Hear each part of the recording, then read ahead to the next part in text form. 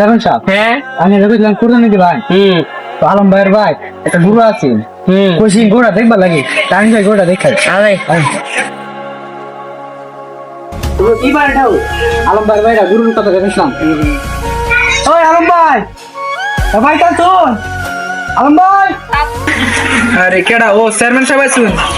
ঘুরে গাছ দিছিলাম তো এই কারণে বাড়িতে আসছি না। আলম ভাই, হ্যাঁ ভাই।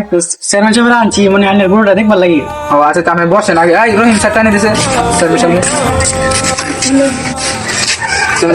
বসে তো ভাই, আমি দেখো আইনের গরুটা, চেয়ারম্যান সাহেব তো আইছে, আমি আইনের গরুটা দেখি। গরুটা আগে গরু দেখে নেবেন। চেয়ারম্যান সাহেব আইসে কই যে বসতে দেয়, ভালো একটা জায়গা না বসতে দিচ্ছে, সিট পারতেছি না। আচ্ছা আইন গরুটা দেখে নেবেন। চেয়ারম্যান সাহেব আসেন।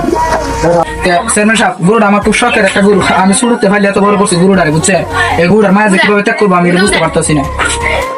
চেয়ারম্যান সাহেব, গরু তো অনেক সুন্দর, এনে পছন্দ হয়েছে নাকি? পছন্দ তো হয়েছে। ভাই দুটো দাম দর একটু আচ্ছা, বাইরে আয়, আমি বইয়ের পরে কথা বলতেছি।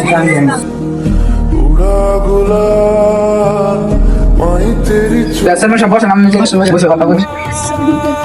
ভাই আপনার গরু তো দেখলাম, চেয়ারম্যান সাহেবের অনেক পছন্দ হয়েছে। আমি গরুর দর দামটা যদি একটু কমেন্ট করে ভালো। গরুর দরদাম তোমার কি মনে করো যে চেয়ারম্যান সাহেবের লাগে তোমার কোনো দরদাম করে নিয়ে নাই? চেয়ারম্যান সাহেব আপনি কোন কত পাবেন? গরু তো দেখছেন আসলে আমি নিজে ভাই ভাই হ্যাঁ আবু করিলে এতে করিলে গুরু কিনছে। চেয়ারম্যান সাহেব, আইন এত বড় গরু একজনে কিনছে, আমরা তো মাংস থাকতো না কিছু এলাকার চেয়ারম্যান নিয়ে। আমি এলাকার সবচেয়ে বড় গরু দেয় কুরবানি। এই গরু নিতাম না, এই গরু বাদ ভাই গরু করবে কি গরু নেই। চেয়ারম্যান সাহেব গাই গান করে দেবো। আসসালামু আলাইকুম। চেয়ারম্যান সাহেব কই গেছিলেন?